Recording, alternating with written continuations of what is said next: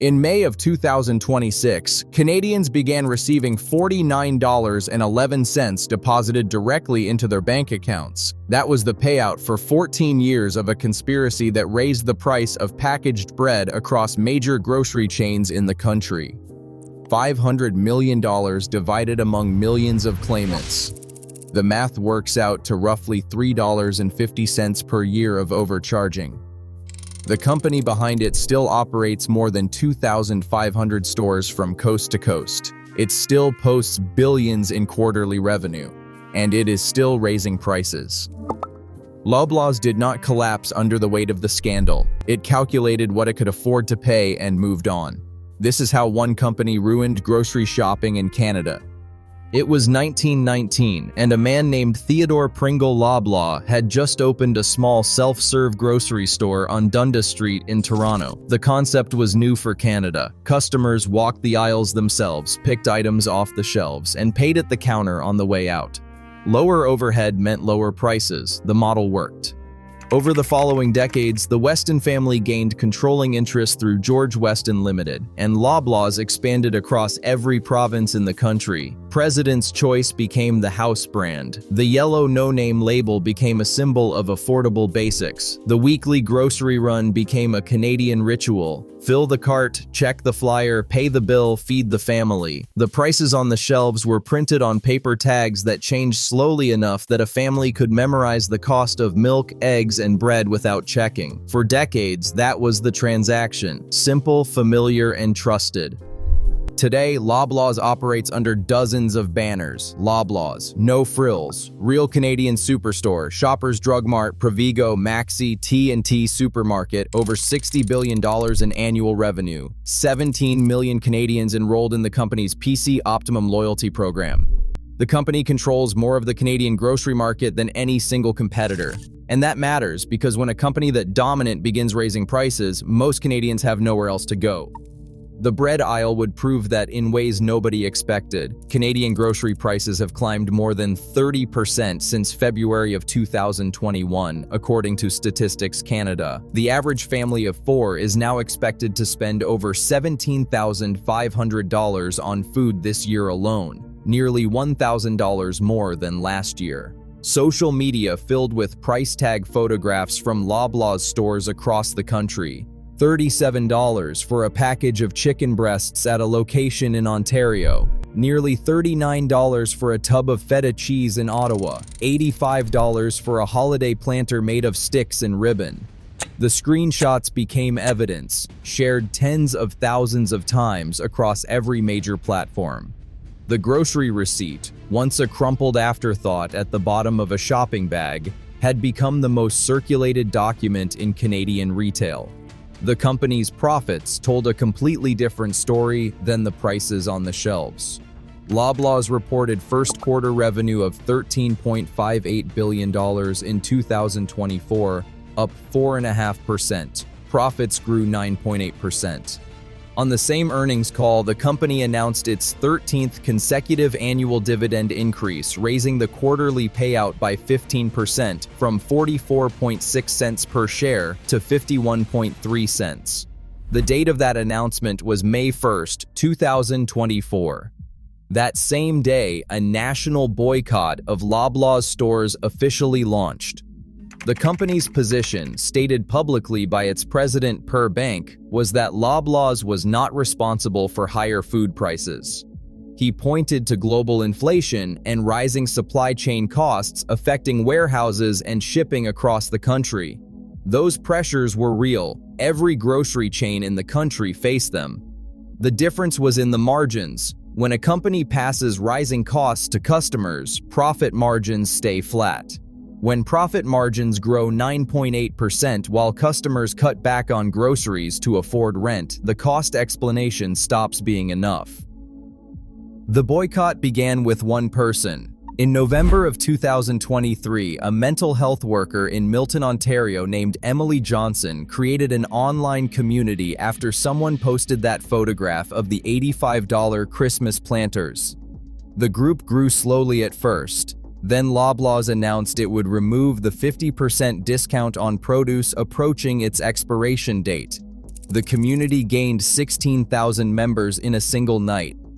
By the morning the boycott launched, the online community had reached 56,000 members. By mid-May, it passed 77,000. Small grocers and co-ops across the country reported increased foot traffic. For a few weeks, the momentum felt like it could force a response. The company's chairman, Galen Weston, responded by calling the movement misguided criticism. He told shareholders there was a group of people relentlessly propagating a narrative they knew was false, and that it was being used to justify theft on a grand scale. 1 week after the boycott began, Loblaw's shares hit an all-time high on the Toronto Stock Exchange. 77,000 Canadians organized against the company, and the share price climbed higher than it had ever been. People need groceries. That was the dependency trap, confirmed on the trading floor. The anger over prices was visible to anyone paying attention. The scandal underneath had been invisible for more than a decade. Starting in late 2001, Loblaws, George Weston, Canada Bread, and several other major grocery companies entered into an arrangement to fix the wholesale price of packaged bread sold across Canada. The conspiracy ran until 2015. For 14 years, the price of a staple found in nearly every Canadian kitchen was artificially inflated by an estimated $1.50 per loaf. The arrangement was invisible to anyone buying bread. The packaging looked the same as it always had. The receipt printed a price that appeared ordinary, and the shelf tag gave no sign that the number on it had been set by companies that were supposed to be competing with each other. A family buying one loaf a week for the duration of the conspiracy would have overpaid by more than $1,000 on bread alone. Millions of families were buying that bread. The total cost to Canadian consumers was enormous, and for more than a decade, it was completely invisible. The Competition Bureau of Canada executed search warrants on October 31, 2017. In June of 2023, Canada Bread pleaded guilty to price fixing and received a $50 million penalty, the highest a Canadian court had ever imposed for the offense. In July of 2024, Loblaws and George Weston settled the class action lawsuit for $500 million, the largest antitrust settlement in Canadian history. Galen Weston issued a public statement. "This behavior should never have happened," he said. "We have the privilege of serving Canadians from coast to coast." He used the word privilege, while other defendants in the same conspiracy were still being litigated. The apology was public. What the company did next told a different story. When Loblaws first disclosed its role in the bread conspiracy in late 2017, the company offered Canadians a $25 gift card as compensation. The card was redeemable only at Loblaws stores. The remedy for 14 years of overcharging was a coupon that sent the money directly back to the company that had done the overcharging. Some applicants were then asked to send a copy of their identification, a driver's license, or a utility bill before the card would be mailed. Ontario's former privacy commissioner called the request the height of irony.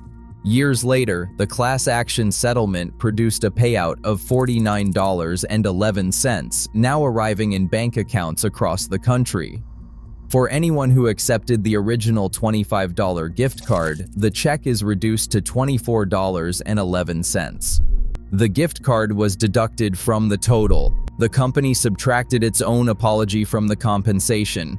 14 years of conspiracy.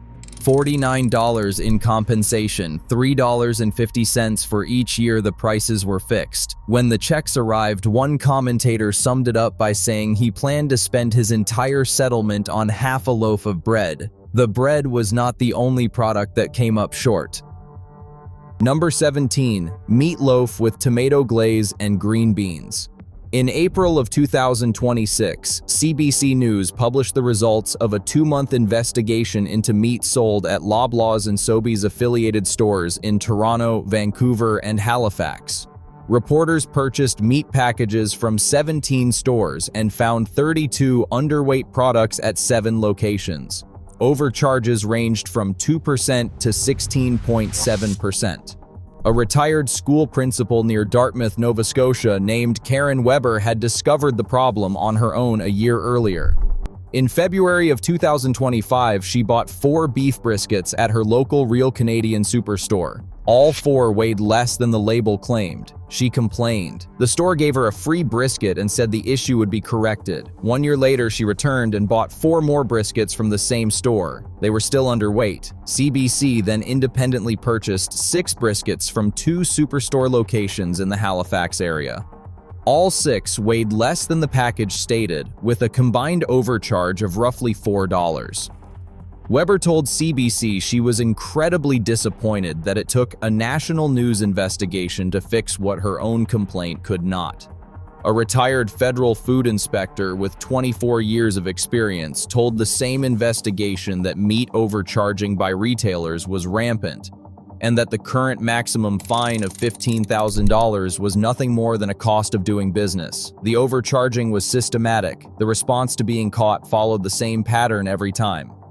The pattern extended past the meat counter.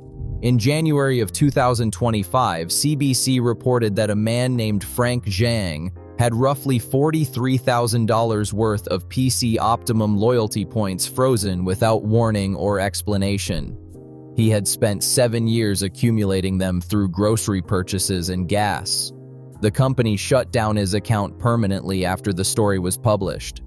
The company refused to say how many of its 17 million member accounts had been frozen. The loyalty program that promises savings can also, without explanation, erase them. In July of 2024, No Frills sent subscribers a text message telling them to skip the line at the local farmers market and shop at No Frills instead. The company that controls the largest share of Canadian grocery retail was actively discouraging customers from supporting the small-scale alternatives. The backlash was immediate. The apology came the next day. Grocery prices in Canada have risen more than 30% in 5 years. The company behind the largest antitrust settlement in the country's history still operates the biggest grocery chain in the country. It still posts record revenue. It still controls the loyalty program, the shelf prices, and the supply chain that connects Canadian farms to Canadian kitchens. The settlement checks are arriving, and the bread aisle has not gotten cheaper. The store on Dundas Street in 1919 promised lower prices through a simpler system. The system is no longer simple. The prices are no longer lower. Loblaws did not ruin grocery shopping in Canada by accident. It did it by the receipt, and the receipt is still growing.